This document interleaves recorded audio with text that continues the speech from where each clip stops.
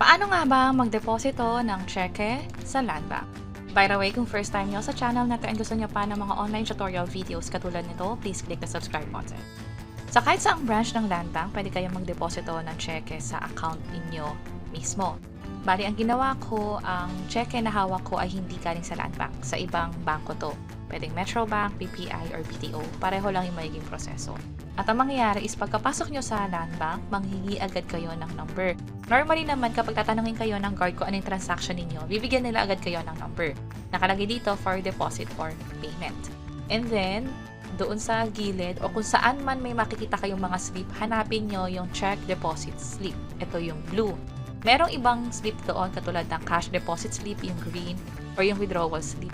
So, i-make sure nyo lang na pang check talaga yung kailangan ninyo o yung fill upan ninyo. Ilagay lang dito yung account name o yung pangalan ninyo, yung account number ninyo sa Land Bank, at maging yung date ng transaction.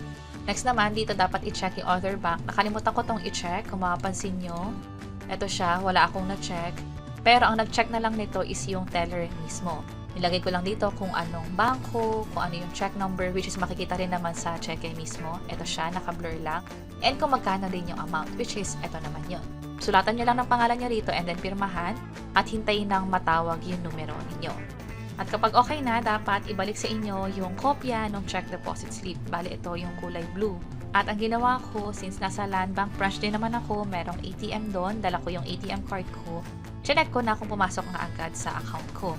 Ang sabi ng teller, papasok sa account. Yun pala, yes, papasok siya, pero nasa current account siya. Wala pa talaga siya sa savings account.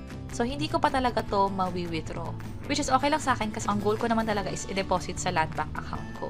At nung chinek ko rin, yung Land Bank account ko, nasa available balance is 1.5. Ito talaga yung balance ko nung umpisa. And then, sa current balance, meron ditong 17,039. Andito yung 15,500. Hindi pa siya withdrawable. Wala pa siya sa available balance. And then sa akin, after 2 banking days, nag-login lang ako sa account ko sa Land Bank. Katulad nito. And then, enter ko lang yung OTP. Ito ko yung submit. Dito sa account summary, kung dati, yung current balance ko lang yung may 17,000, ngayon pati yung available balance. Which means, pwede ko na itong i-withdraw, pwede ko na itong magamit, halimbawa pang payment, or pwede ko rin i-transfer kung sakaling kailangan ko man. So, ganun yung proseso sa pag-deposit ng cheque sa Land Bank. Madali lang siya, pwede kayong pumunta sa branch. Also, kung interesado kayo sa ibang tutorial videos, yung online deposit lang, pwede nyo i-check yung page or channel namin, or pwede nyo i-check itong video sa baba. Sana makatulong and see you sa mga next videos. Bye-bye!